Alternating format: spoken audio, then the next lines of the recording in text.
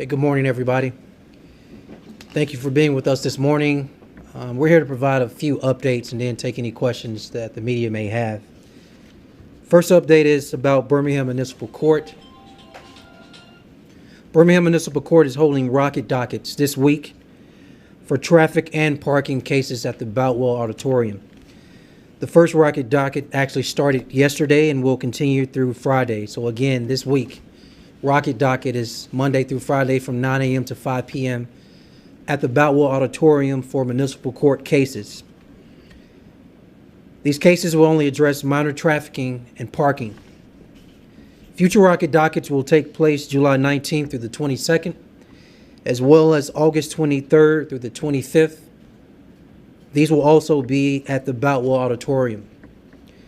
In addition to that, Birmingham Municipal Court has started a docket known as Operation Reset. The short version of what Operation Reset is this week, if you have an outstanding warrant in the city of Birmingham before a case dealing with the city of Birmingham, you can come in, you can do a walk-up, you will not be arrested, your case will be reset for a new court date. This does not mean that your case will be dismissed. It simply means that you will be given a new court date. So if you have a warrant in the city of Birmingham or know someone that has a warrant in the city of Birmingham, please share and communicate with them that this week from 9 a.m. to 5 p.m. at the Boutwell Auditorium, they can come in, have that warrant set aside. They will be given a new court date.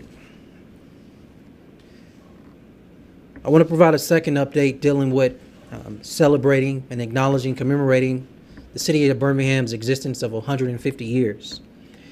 Through the Department of Public Works, we have launched the 99 for 150th, taking pride where I reside.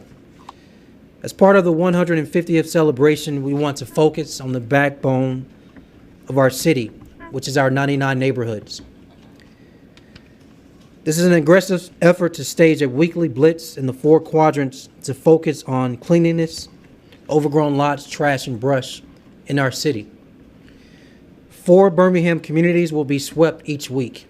Again, that's 4 Birmingham communities will be swept each week. That's 1 in each quadrant of the city, north, south, east, and west. Crews begin work in Tuxedo, College Hills, East Lake, and 5 Points South yesterday. They will return to those areas for continued work today, then move to a different neighborhoods in each of those communities as they are completed. Now, obviously, weather can create delays, but I am happy to share that crews were able to serve 121 blocks in these 4 neighborhoods yesterday. They were able to serve 93 acres, 32 lots, and pick up 1,500 pounds of litter just in these 4 neighborhoods yesterday. Daily reports can be reviewed at birminghamal.gov/neighborhoods. Again, that's birminghamal.gov/neighborhoods to get additional information on these daily reports related to the cleanup efforts. The 99 for the 150th only works, and I need to explain this. It only works if it's in a partnership between the city, our citizens, and communities.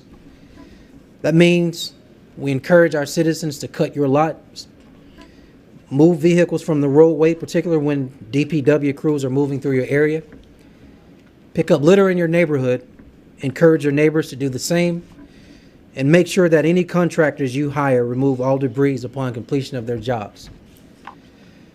So, if you hired them to do renovations, it is the contractor's job, not the city of Birmingham. It is their responsibility to remove any debris and not put it on the curb. Again, a contractor's completed job, that effort and that work does not belong on the city curb. That is a violation of city ordinances. If you hired a tree service company, it is the same thing. It is their responsibility to remove large tree trunks and limbs from your property and not put it on the curb. Again, if the contractor puts it on the curb, it is a violation of the city ordinances. Also, communities can help by conducting cleanups. I want to share that Keep Birmingham Beautiful is planning several cleanups this summer. Gate City and Brownsville Heights will hold community cleanups this weekend. We want to encourage our communities and neighborhoods to organize more cleanups this summer. You can email Keep Birmingham Beautiful at kbb@birminghamal.gov. That's again kbb@birminghamal.gov, or call 205-254-2662 for more details. This initiative will not change residents' weekly garbage schedule or trash and brush schedule. I know a lot of people have had questions about additional days for recycling. In addition to the efforts I've just mentioned, the city will expand recycling to twice a month. Citywide recycling will take place on the first and third Wednesday of each month. Let me repeat that. We will move to increase recycling to 2 days a month. Citywide recycling will take place on the first and third Wednesday of each month for households here in the city of Birmingham. For July, recycling days will be July 7th and July 21st. Again, that's July 7th and July 21st for a recycle pickup. One last note before we open it up for any questions. It is an update on our effort related to Crime Stoppers, as well as any information related to the shootings of these children under the age of 10.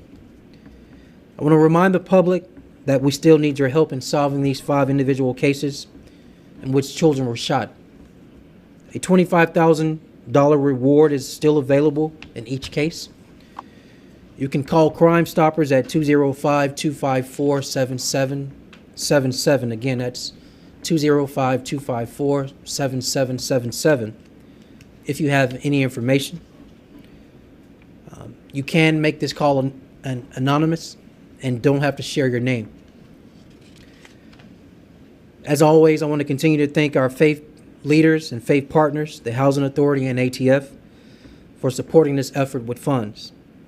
In addition to that, I also want to thank many of our local television and radio stations who have indicated their desire to support this effort and keep this effort in our face with PSAs and more information on the cases.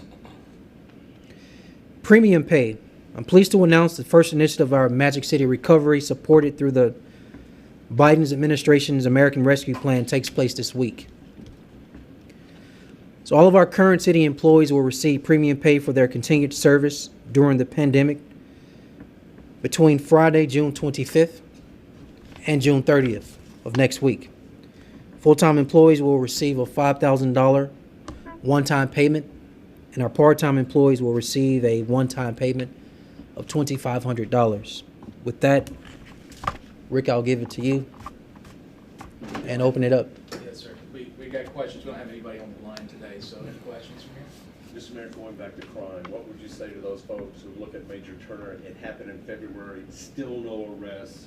Is it more than just people not coming forward? What is not being done to solve this and other crimes? Yeah, so it's a combination of things. I think for quite some time we've talked about a culture that lends itself to no snitching, but I don't think that's helpful or fruitful related to our ability to decrease crime and solve crime. I think in the matter dealing with these 5 children, there's a line, and I think no snitching doesn't belong when children are hurt. I think as adults we need to come forward, we need to speak up, we need to talk. Related to these cases, I just think we have to do more in communicating and letting the public know that these reward monies exist. And so I'm very actually grateful to local television. I'm grateful to local radio who have agreed to do public service announcements to make sure this information gets down to every nook and cranny in our city, to every neighborhood, to everybody in our streets and communities, to let people know someone may have information. This reward exists. I also think that you have a group of citizens out here who do want to come forward and are afraid, and so they need to know. The city's partner with several partners, mainly the Housing Authority of Birmingham, and there is a relocation program for those who may want to come forward but because they live in the same area or same neighborhood, they may have some hesitancy. So that program exists for relocation.